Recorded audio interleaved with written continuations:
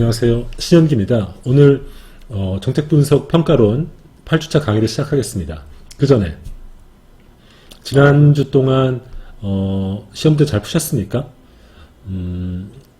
그러니까 코로나19 때문에 학교를 안 나오고 또 온라인으로 강의를 듣고 또 온라인으로 시험 치르는 게 쉽지 않았을 거라고 짐작합니다.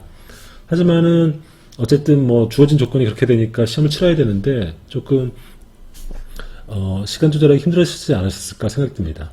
저도 여러분들이 시험 보는 지난주 동안, 그러니까 이제 4월 27일부터 5월 1일 사이에 저도 사실은 학교에 감금돼 있었습니다. 왜 감금돼 있었냐면은 이제 2021학번들 논술 시험을 보는데 이제 모의 논술 문제를 내기 위해서 학교 모처에 감금돼 가지고 오늘까지 4일째 집에 못 가고 이제 자고 있습니다. 그래서 오늘 복장이 이렇습니다. 그리고 이 강의가 5월 4일날 오픈되는데 여전히 연휴 한가운데 있죠. 연휴 한가운데 있어서 여러분들 좀 모처럼 즐거운 시간을 가질 수 있겠죠. 요새 학교를 안 나와서 그게 그걸 수도 있지만은 어쨌든 연휴니까 좀 시간을 잘 모처럼 조금 재밌는 시간을 가졌으면 좋겠고, 그 다음에 충분히 놀고 나서 시험도 보셨으니까 충분히 놀고 나서 이 강의를 보시면 좋겠습니다. 오늘 할 강의는 정책 분석의 결과물을 어떻게 활용하고 그 다음에 인과관계가 무엇인가 이런 주제를 할 겁니다. 제가 원래 이 강의를 어떻게 하냐면은 중간고사를 기준으로 그 전에는 정책 분석의 개념, 절차, 혹은 역사 이런 걸 주로 하고 중간고사 이후부터는 이른바 실험 방법, 어떻게 사회 실험 같은 거를 할 건가 이런 강의를 합니다. 근데 이제 왜 정책 분석이나 평가에서 실험을 하냐면은 생각해보시죠. 정책이라는 게 결국은 그 정책 수단을 동원함으로써 원하는 결과를 얻는 것이 정책이지 않겠습니까? 그러니까 정책과 결과 사이에, 즉 아웃풋이나 아웃컴 사이에는 인과관계가 있어야 되거든요. 그러니까 정책의 효과를 평가한다고 했을 때 결국은 그 인과관계가 어떻게 드러난 어떤 정책 결과라든지 정책 어떤 아웃풋이나 아웃컴이 이 정책에 의한 결과라는 것들을 증명해야 되지 않습니까? 결국은 정책 분석을 해서 인과관계를 증명하는 게 핵심일 수 있는데 이 다양한 방법 중에서 인과관계를 증명할 수 있는 유일한 방법은 사실 실험밖에 없습니다. 근데 이제 문제는 사람이 몰모트가 아니니까 특히나 사회를 대상으로 실험할 수는 없잖아요. 그러니까 실험은 아니지만 실험 같은 효과를 내는 방법들이 현대 정책 평가 방법론으로 발전되어 왔습니다. 그래서 이제 이 중간고사 이후는 그런 강의를 실험 기반 정책 평가론 이런 것들을 많이 강의할 텐데 그 전에 알아야 될 게 인과관계란 무엇인가. 우리가 인과관계랑 상관관계를 헷갈리는데 저번에도 말씀드렸다시피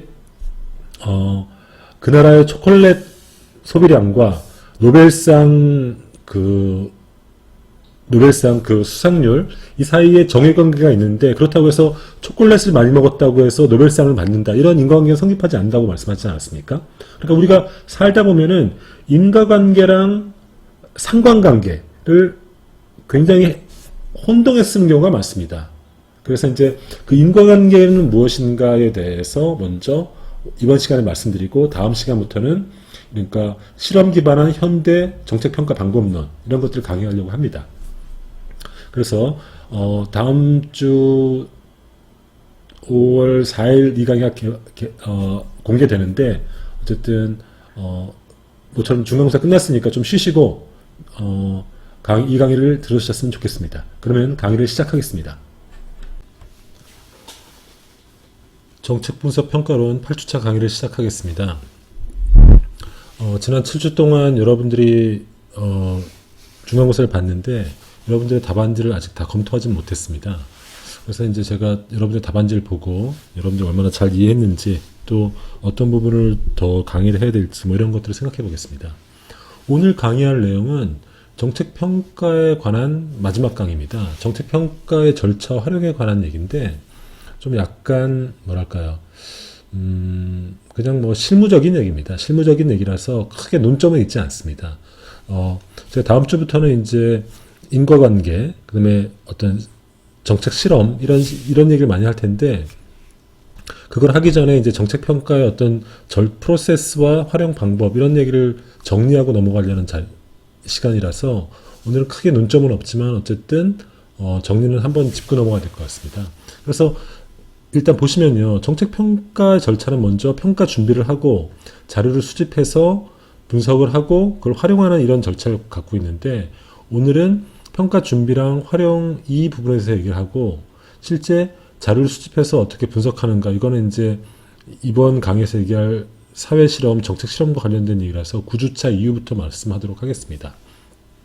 그래서 정책 평가라는 거는 그때 말씀드렸다시피 이제 그 정책의 효과가 있었는지, 좀 더 세분화하면은 효과가 있었다 하더라도 그것이 효율적이었는지, 그 다음에 어떤 사회 계급이나 집단별로 어떤 정책의 효과가 차등적으로 혹은 차별적으로 일어나지 않았는지, 그 다음에 목표가 적절했고 또 이 정책을 여러 가지 이유로 지속 가능한지, 이런 5가지 관점을 평가한다고 했는데, 이런 정책 평가를 하기 전에 먼저 평가성 사정이라는 걸 합니다. 그러니까 evaluability assessment. 그러니까 이 얘기 뭐냐면은, 평가성 사정이라는 게 뭐냐면은 이 정책 평가를 할 만한 것인가, 정책 평가를 할 만한 것인가를 먼저 하는 거죠. 그러니까 정책 평가를 하기 전에 이 정책 평가가 할 만한 것을 하고 있는 건지를 먼저 사전에 판단해 보는 작업입니다. 그래서 정책 평가를 실시하기 전에 평가를 실행할 수 있는지, 그리고 정책 평가라는 효용성이 있는지를 판단해 보는 겁니다.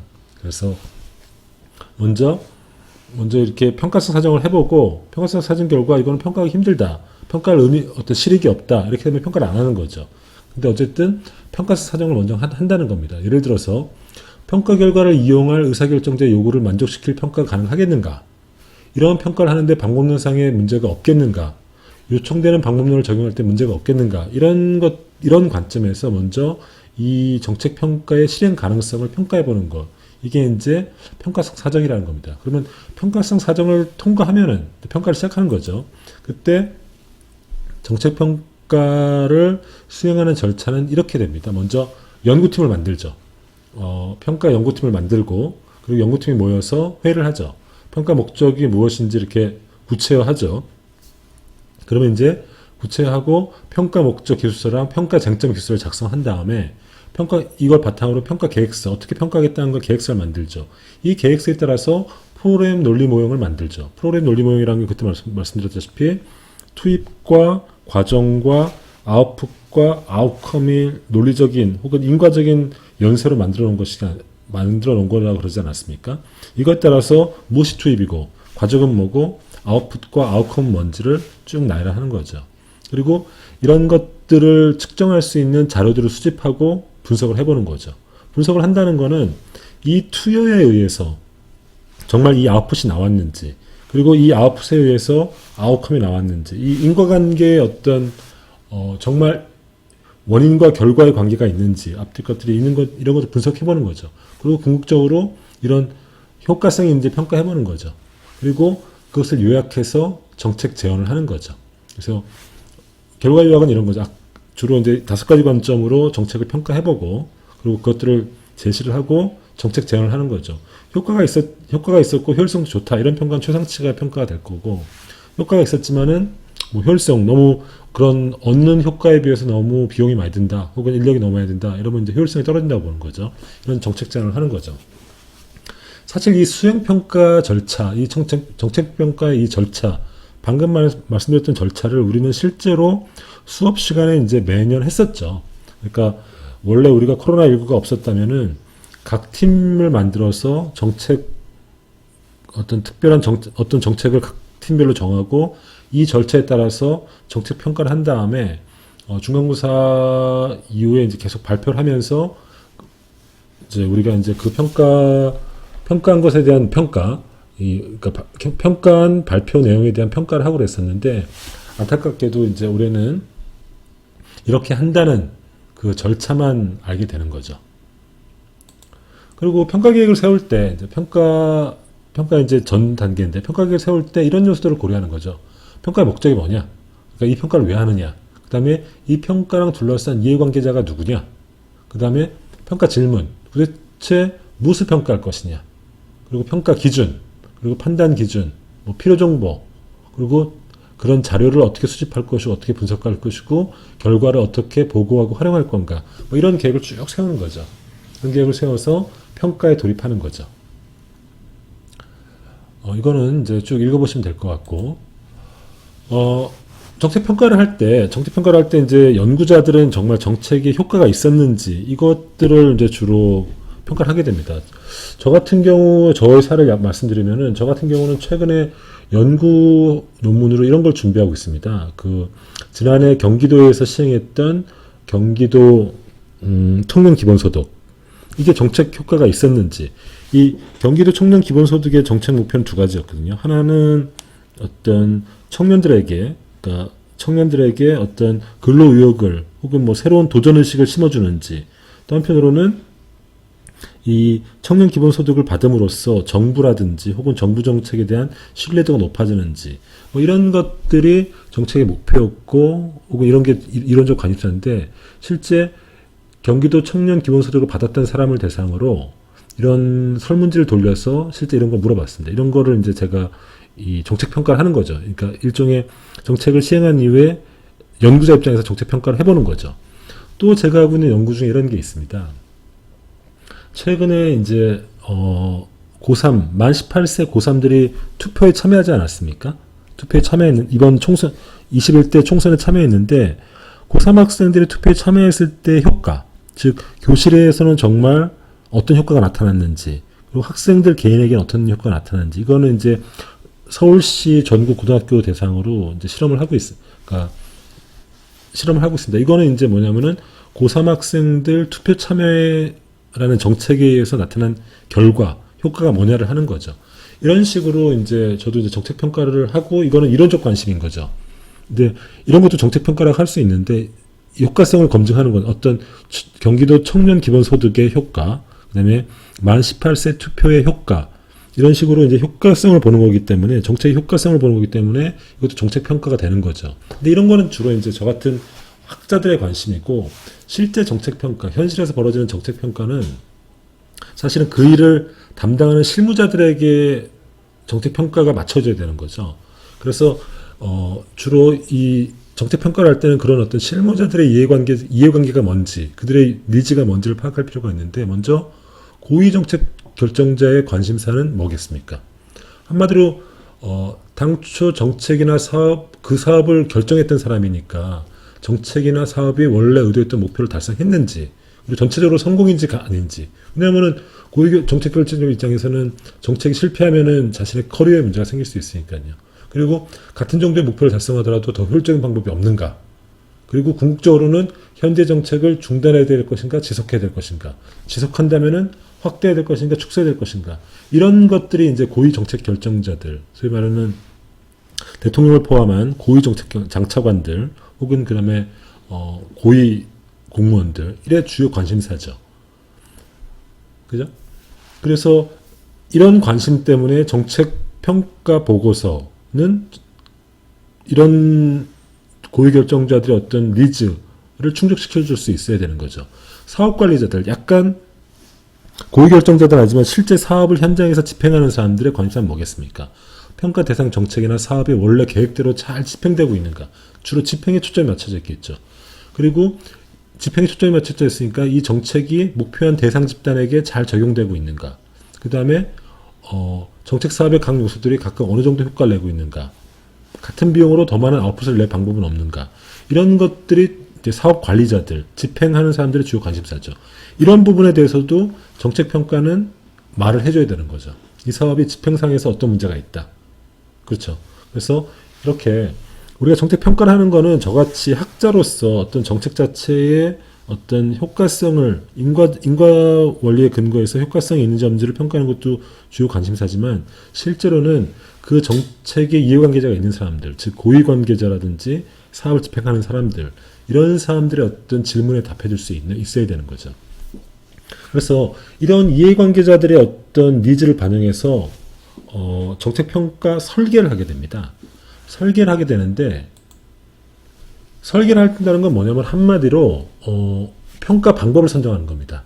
이게 이제 다음 시간에 얘기할 텐데, 실험 설계가 있고 서베이가 있고 혹은 뭐 참여 관찰 이런 게 있죠. 우리가 조사 방법론에서 하는 그런 어떤 사회조사 방법론이라고 생각하면 됩니다.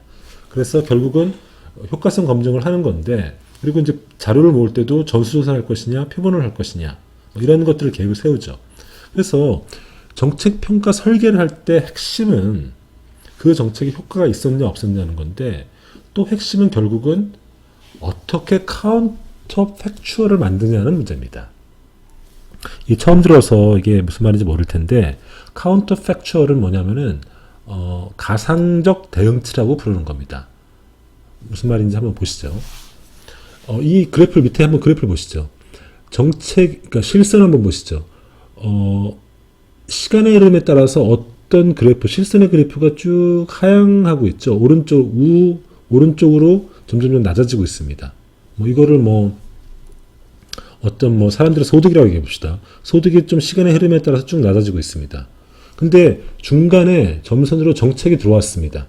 정책이 딱 들어왔어요. 어떤 정책이 딱 개입을 했어요. 그죠?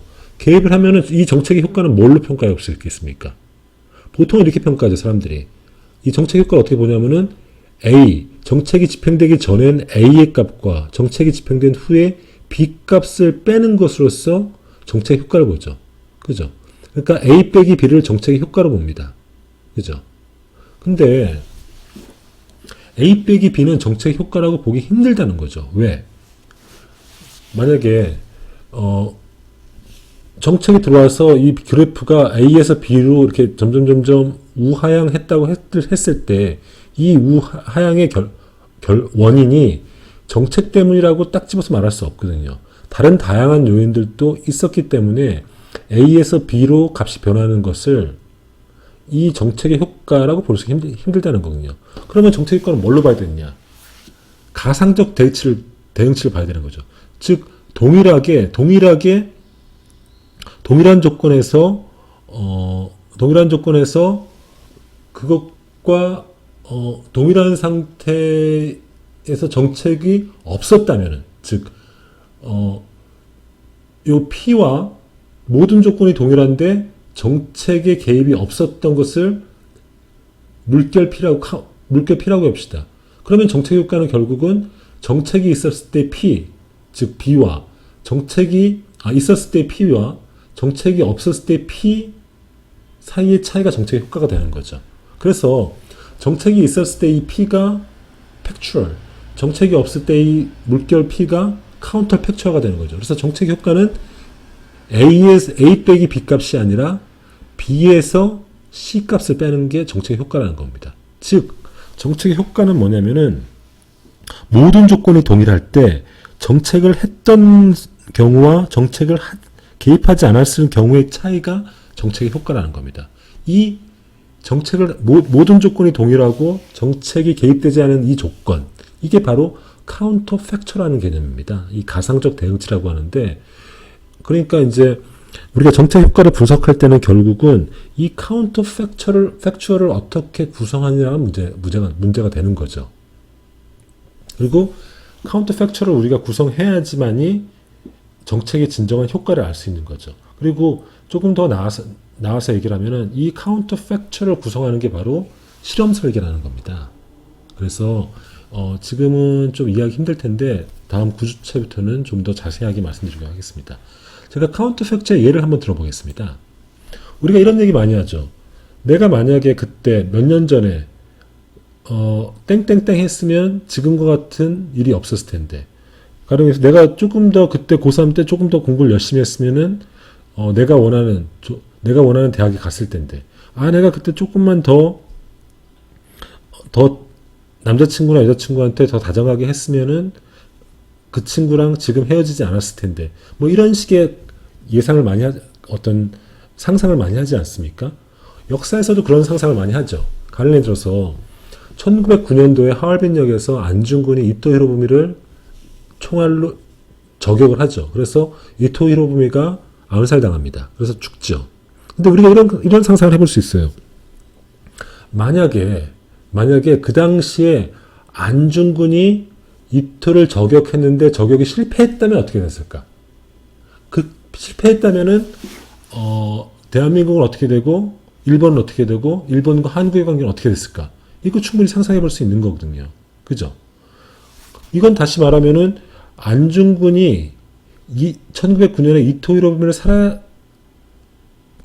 암살했기 때문에 이후의 역사에 미친 영향이 뭔가를 그러니까 똑같은 거죠. 근데 그 효과를 보려면은 모든 조건이 동일한 상태에서 안중근이 이토 히로부미를 암살하지 못했을 때 상황과 비교해 봤을 때만이 안중근이 이토 히로부미를 암살한 것의 역사적 결과를 우리가 정확하게 이해할 수 있는 거죠.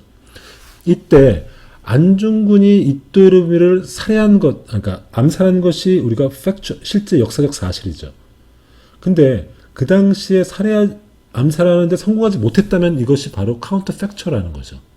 그래서 그 차이가 바로 안중근이 이토 히로부미를 살해함으로써 빚어진 역사적 결과라고 해석할 수 있는 거죠. 무슨 말인지 알겠습니까? 카운터 팩처. 그래서 실제 이런 생각을 소설이 만들어졌죠. 이 복고일이라는 소설가의 비명을 찾아서 하는 소설 있지 않습니까? 혹시 읽어본 사람이 있는지 모르겠는데 이 소설의 아이디어가 바로 그겁니다. 1909년도 하얼빈에서 안중근이 이토를 암살하는데 실패했을 때 한일 관계, 한국의 미래와 한일 관계가 어떻게 돼 있을까를 상상한 거죠. 카운터 팩처, 카운터 팩처 소설이라고 할 수 있는 거죠. 그리고 그것을 영화로 한 게 바로 2009년 로스트 메모리즈라는 영화입니다. 그 당시 안중근이 아니라 장동건과 나카무라 토오루라는 한일 배우가 나왔었죠. 이 영화 혹시 보셨습니까? 어떻게 되어 있습니까? 그 당시에. 소설의 영화 보셨는지 모르겠는데. 보면 이렇게 되어 있죠. 한국과 일본은 사실상 한 나라로 합방돼 있죠. 한 나라로 합방돼 있고, 한국이라는 나라는 그 당시 이제 2009년도에 없는 걸로 되어 있죠. 그래서, 이 사람들이 다시 역사를 거슬러 올라가서, 안중근이 이토를 다시 살해하는 것을, 암살에 성공하는 것으로 역사를 되돌리는 이런 얘기인데, 어쨌든, 카운터 팩트라는 걸 이해하셨는지 모르겠습니다. 즉, 어떤 사실과 그것의 가상적 동일하지만은 그것만 다른 어떤 것, 이것들을 대응시키는 거죠. 그래서 정책의 효과는 사실은 이런 거죠. 정책을 실행했을 때와 그리고 모든 조건이 동일하고 정책이 실행하지 않았을 때의 그 차이, 가상적 대치를 만들어서 그 차이, 즉 factual fact이 counter factual의 차이, 요 차이, 이게 바로 정책의 효과라는 거죠. 그죠? 그래서 우리가 정책 평가를 할 때는 바로 카운터 팩추얼을 구성하는 게 정책 평가인데 이런 이제 설계를 한 거죠. 자세한 얘기는 다음에 또 9주차부터 본격적으로 하도록 하겠습니다. 카운터 팩추얼의 사례를 하나 더 들어드릴게요. 이해하시기 쉽도록. 혹시 이 영화 인터스텔라라는 영화 보셨어요? 인터스텔라라 보면은 재밌는 장면이 있죠. 이게 재밌는 장면인데 요게 이제 아빠랑 딸 간의 관계 아닙니까? 근데 이제 여기 크리스찬 이 배우 이름이 생각이 안 나는데 이 크리스찬 이 배우가 이 우주로 날아가지 않습니까? 우주로 날아가 가지고 한참 있다가 지구로 돌아왔는데 딸과 만났는데 어떻게 돼 있습니까? 딸이 다 늙어 있죠. 딸이 거의 죽기 직전에 아빠가 만나는 장면이 있지 않습니까? 제가 이제 그 영화 장면을 보여드릴 텐데 한번 보시죠.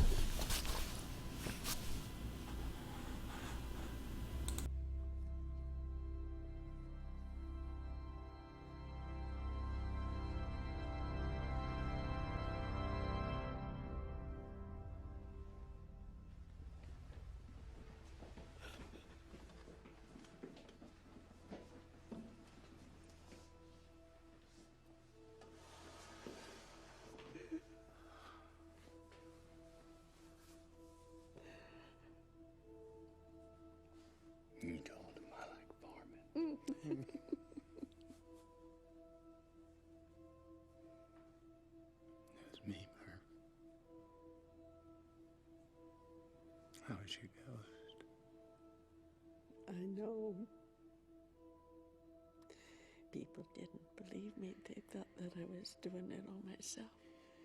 But I knew who it was.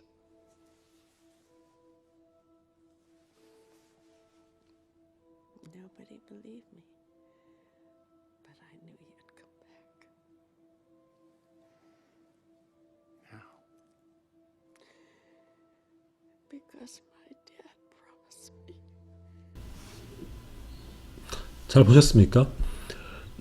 할머니인데 사실은 자기 딸이죠.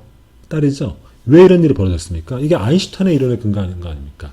사람이 우주로 날아가면은, 우주로 빛보다 빠른 속도로 날아가면은 시간이 느리게 가기 때문에 더 천천히 늙는다는 것들을 영화한 장면인 거죠. 그러면은 실제로 이 영화에서는 이 아인슈타인의 이 상대성 이론에 근거해서 즉 우주보다 빛보다 빠른 속도로 나가면 시간이 느리게 간다는 것들에 근거해서 이런 영화적 상상을 만든 건데 실제로 이게 가능할까요? 어떻게 생각하십니까? 사람이 우주로 날아가면은 사람의 시간이 늦게 가서 더 천천히 늙는다. 이것들을 실험할 수 있을까요? 바로 이게 방금 말씀드렸던 카운터 팩처를 만드는 거죠. 실제로 카운터 팩처를 만들어서 이 실험을 한 경우가 있습니다. 이걸 한번 보시죠. 5년 전에 미국 나사에서 어떤 실험을 하냐면은 우주로 날아가면 누가 더 빨리 늙을까라는 실험을 합니다. 그죠? 그래서 어떻게 실험을 하냐면은 스캇 켈리랑 그 다음에 마크 켈리라는 일란성 쌍둥이가 있습니다. 그리고 스캇 켈리, 그 중에 스캇 켈리, 동생인 스캇 켈리가 우주로 날아갑니다. 그래서 한 1년 동안 지내고 형인 마크 켈리는 지구에 남아 있습니다. 그리고 다시 1년 있다가 돌아오는 거죠. 그리고 두 사람 사이의 노화 정도를 비교하는 실험을 하는 겁니다. 한번 이 동영상 한번 보시죠. 우주에서 인체 변화를 확인하기 위한 미국 항공우주국 나사의 쌍둥이 연구가 오늘 중대한 전환점을 맞습니다. 화면 함께 보시겠습니다. 340일간 우주에 머물면서 미국인 최장 체류 기록을 세운 스콧 켈리가 오늘 지구로 돌아오기 때문인데요. 스콧은 국제우주정거장에 머물면서 사람이 장기간 우주 여행을 하면서 신체에 어떤 변화가 나타나는지 알아보는 다양한 검사를 받았습니다. 지구에 남은 스콧의 일란성 쌍둥이형 마크도 같은 검사를 받았기 때문에 같은 유전자를 공유한 두 사람의 변화를 비교하면 우주 공간이 사람에게 어떠한 영향을 미치는지 알 수 있습니다. 특히 노화의 속도를 보여주는 텔로미어 길이를 우주여행 전후로 비교하면 우주와 지구에서 누가 더 빨리 늙었는지 알 수 있습니다.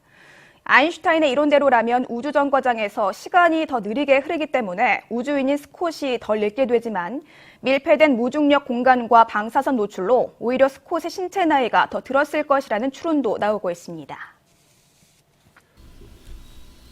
어떻습니까? 누가 더 빨리 늙었습니까? 이 결과에는 자세히 나오진 않았는데 우주로 날아갔던 스캇 켈리, 동생 스캇 켈리의 어떤 그 노화 세포가 좀 더 늦게 노화가 진행됐다고 합니다. 이거는 뭐 이 자체로서, 그러니까 우주로 날아가면 사람이 늦게 늙는다. 이 자체로도 흥미로운 얘기고, 또 인터스텔라의 어떤 영화적 상상이 됐지만, 저희가 여기서 보고자 하는 건 바로 카운터 팩처라는 개념입니다. 즉, 어떤 것의 효과를 보기 위해서 결국은 우리는 카운터 팩처를 만들어야 된다는 건데, 이 경우에는 바로 모든 조건이 동일한 경우를 만들고, 그리고 그게 바로 일란성 쌍둥이라는 조건이죠. 그리고 한 사람은 우주로 보내고 한 사람은 지구에 거주시킨 거죠. 그리고 1년 후에 두 사람 간의 노화 속도를 비교해 보는 거죠. 그럼으로써 우주로 날아갔을 때 사람에게 노화에 어떤 영향을 미치는지를 보는 거죠. 그죠? 이게 바로 실험의 아이디어고, 실험은 결국 이런 카운터 팩처를 만들어내는 겁니다.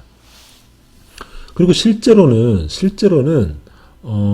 이런 일란성 쌍둥이를 이용한 실험을 굉장히 많이 합니다. 대표적으로 어떤 실험을 할까요?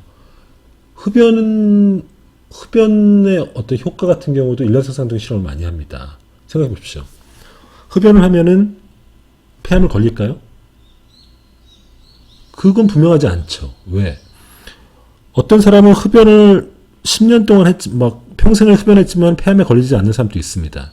하지만은 어떤 사람은 흡연을 전혀 하지 않았는데도 폐암으로 돌아가신 분도 있어요. 저희 할머니 같은 경우가 그랬거든요. 그죠?